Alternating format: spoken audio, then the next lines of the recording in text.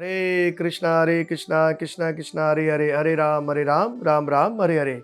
जैसा प्यारे मित्रों, आपको मालूम है कि हम एकादशी कथा आपके सामने रख रहे हैं। मैं पंडित मुकेश कुमार मुक्ताकिश महाराज और ज्ञान वर्षा की पूरी टीम, और जो है ये एकादशी आपके सामने लेकर आ रहे हैं। हमारे यूट्यूब चैनल को आप देखते हैं, हमें बड़ी खुशी है, और आप शेयर करते हैं इसको तो और ज़्यादा खुशी होती है हमें। तो अब हम जो है इसी जनवरी की जो दूसरी एकादशी भी आपके सामने रखेंगे, और बड़ी सुंदर एकादशी है, जया नाम की एकादशी है। इसको सुने, समझे और इस पे अमल करें तो जीवन बड़ा सुखी रहेगा। इससे पूर्व हम थोड़ा मंगलाचरण करेंगे, क्योंकि मंगलाचरण से ही जो है हम शुद्ध होते हैं और हमारा ध्यान परमात्मा में, गुरु और परमात्मा में लगता है। ठीक है जी, आइए जुड़ जाइए मंगलाचरण में। ओम नमो भगवते वासुदेवाय। ओम नमो भगवते वासुदेवाय। कृष्णाय वासुदेवाय देवकी नंदनाय च नंदगोपकुमाराय श्री गोविंदाय नमो नमः। हे कृष्णा करुणा सिंधु दीनबंधु जगतपते गोपीश गोपीका कांता श्री राधा कांता नमोस्तुते। तप्त कंचनम गौरंगे राधे वृंदावनेश्वरी वृषभानुसुति देवी प्रणमामि हरि प्रिया। जया श्री कृष्ण चैतन्य प्रभु नित्यानंदा श्री अद्वैता गदाधर शिवासाति गौर भक्त वृंदा। हरे कृष्णा कृष्णा कृष्णा हरे हरे, हरे राम राम राम हरे हरे। राम बाण नवल बाण लगे बाण और टले काल। बोलो गणेश महाराज की जय। जय श्री राम। जनवरी की एकादशी। युधिष्ठिर ने पूछा, हे भगवान, आपने माघ मास के कृष्ण पक्षी छठ तिला एकादशी का व्रण किया। अब कृपा करके ये बतलाइए कि शुक्ल पक्ष में कौन सी एकादशी होती है, जिसकी विधि क्या है तथा उसमें किस देवता का पूजन किया जाता है। भगवान कृष्ण बोले, हे राजन, बतलाता हूँ, सुनो। माघ से शुक्ल पक्ष में जो एकादशी होती है उसका नाम जया एकादशी है। वे सब पापों को हरने वाली उत्तम तिथि है। पवित्र होने के साथ ही पापों का नाश करने वाली है तथा मनुष्यों को भोग और मोक्ष प्रदान करने वाली है।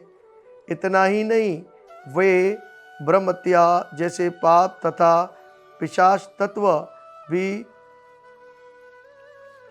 विनाश करने वाली है।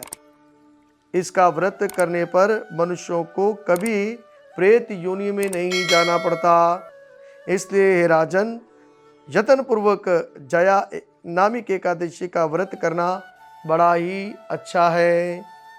एक समय की बात है कि स्वर्ग लोक में देवराज इंद्र राज्य करते थे।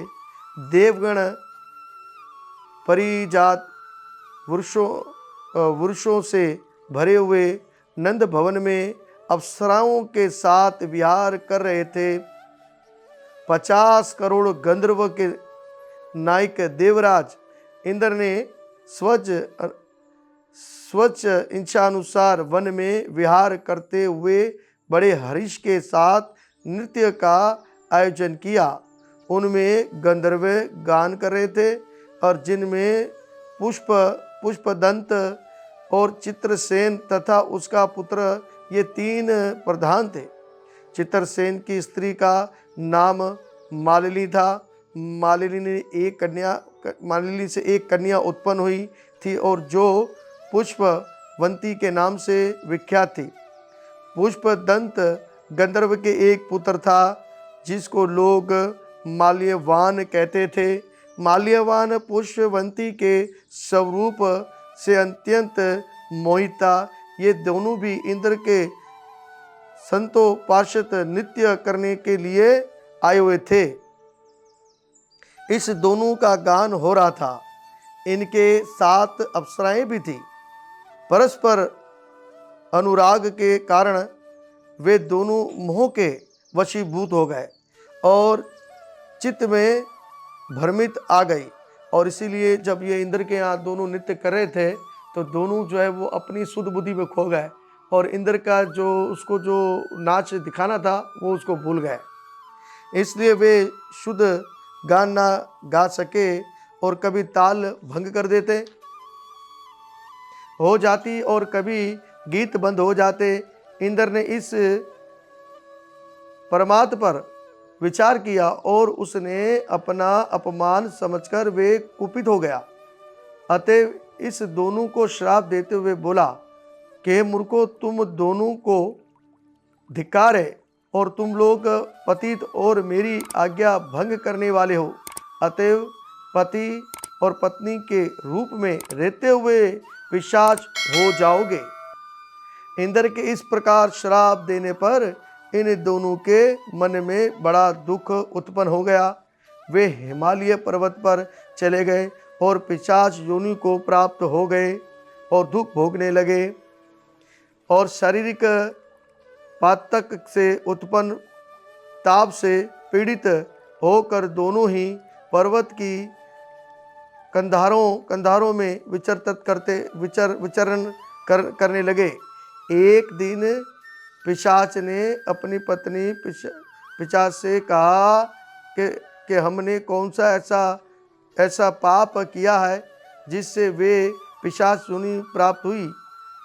नरक का कष्ट अत्यंत भयंकर है तथा पिशाच योनि भी बहुत दुख देने वाली है। और पूर्व प्रतन करने ऐसा कौन सा प्रतन करे जिससे हमारी पिशाच की योनि समाप्त हो जाए। इस प्रकार चिंता में डूबे होकर वे दोनों दुख के कारण भूख से बेचैन होकर घूमते जा रहे थे। देवयोग से उन्हें माघ मास की एकादशी तिथि प्राप्त हो गई।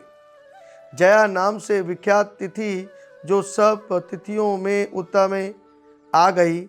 उस दिन उन दोनों ने सब प्रकार के आहार त्याग दिए, जल पान भी नहीं किया, किसी जीव की हिंसा भी नहीं की, यहाँ तक कि फल और फूल को खाना भी छोड़ दिया। निरंतर भगवान का भजन करने लगे और दुख से युक्त होकर वे एक पीपल के समीप बैठ गए और सूर्य अस्त हो गया। उनके प्राण लेने वाली भयंकर रात उपस्थित हुई। उन्हें नींद नहीं आई। वे रीति या और कोई सुख भी नहीं पा सके। सूर्य देह हो गया और द्वादशी का दिन आ गया। उन पिशाचों के द्वारे जया के उत्तम व्रत का पालन हो गया। उन्हें रात में जागरण भी किया था। इस व्रत के प्रभाव से तथा भगवान विष्णु की शक्ति से दोनों की पिशाचता दूर हो गई और पुष्पवंती और माल्यवान अपने स्वरूप को प्रकट हो गए और उनके हृदय में वही पुराना सने उमड़ उठा और उनके शरीर पर पहले ही जैसा अलंकार शोभा पा रहा था और दोनों मनोहर रूप धारण करके विमान पर बैठे और स्वर्गलोक में चले गए। वहाँ देवराज इंद्र के सामने जाकर दोनों ने बड़ी प्रसन्नता के साथ उन्हें प्रणाम किया। उन्हें इस रूप में उपस्थित देखकर इंद्र को बड़ा विस्मय हुआ और इंद्र ने पूछा कि बताओ किस पुण्य के प्रभाव से तुम दोनों का पिशाच तत्व दूर हो गया है और तुम मेरे शराब को प्राप्त हो चुके थे। फिर किस देवता ने तुम्हें इससे मुक्त करवा दिया। माल्यवान बोला, भगवान वासुदेव की कृपा तथा जया नामिक एकादशी के व्रत से हमारी पिशाचता दूर हुई है। तो अब तुम दोनों मेरे कहने से सुधा पान करो, जाओ, तुम्हें मैं आशीर्वाद देता हूँ। इंद्र ने कहा, लोग एकादशी के व्रत से तत्पर और भगवान कृष्ण के शरणागत होते हैं, वे हमारे भी पूजनीय है।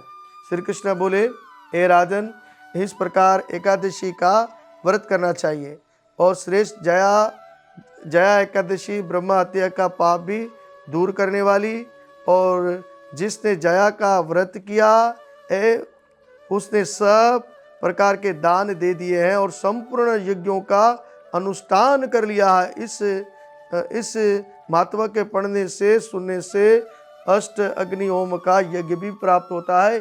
इस प्रकार से हमारी जया नाम की एकादशी यहाँ विराम हो गई और समाप्त हो गई। तो इसी प्रकार से प्यारे मित्रों, ये बड़ी सुंदर एकादशी की कथा थी जो आप लोग इसको सुने, देखें और इसको शेयर भी करें अपने मित्रों में भी, और इस कथा का प्रचार करें। और हम दूसरी कथा में आपसे मिलेंगे। जब तक के लिए आप हमें विदा देंगे, हम आपसे विदा चाहेंगे। और इस चैनल को आप लोग लाइक करें और शेयर करें और सब्सक्राइब जरूर कीजिएगा। और हम आपसे विदा चाहते हैं। जय श्री कृष्णा, जय गुरु नमन।